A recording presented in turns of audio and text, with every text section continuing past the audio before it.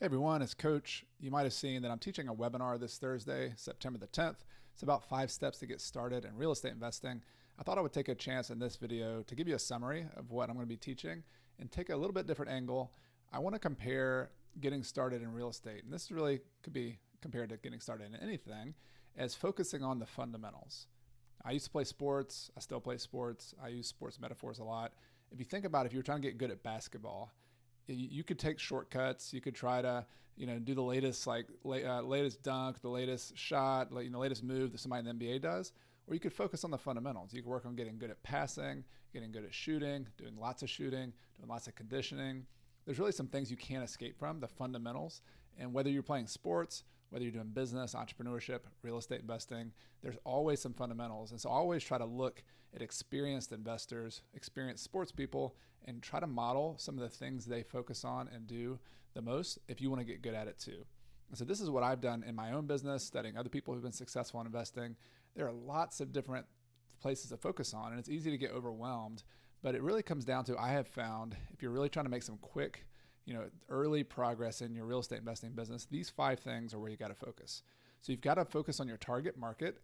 It's a lot like farming. If you don't have good fertile soil to try to buy properties in, if it doesn't meet your criteria, if the location doesn't really work, you can get everything else right, but it's not gonna make sense. It's like planting seeds in bad soil. So you got to get a target market, both the regional market, like the big picture, and also little niches within your market, little small neighborhoods, and little blocks in an area that have the best potential for what you're trying to do. So there's a whole science to that. That's a place to focus. The second part is your deal criteria. So once you know where you're going to be farming, where you're going to be looking for properties, what does it mean to have a good deal? What are the numbers? So this comes down to just running the numbers. Is it cash on cash return? Is it cash flow? Is it a cap rate? Is it some other way of looking at how much equity you're building? Are you buying it below value? Are you adding value to the property? There's got to be at least 1 or 2 core criteria. And that, to the extent that you have those criteria really clear, then you can focus and know what you're looking for in the market. You'll be going out and shopping in your target market, and the deals will start showing themselves to you because you're clear on those criteria.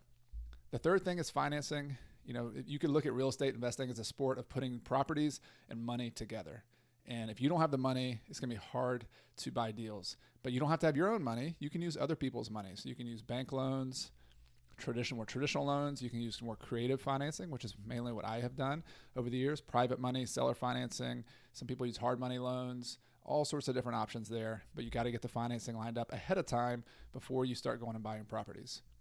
Number 4 is team. This is a team sport. It's probably why I was drawn to it initially.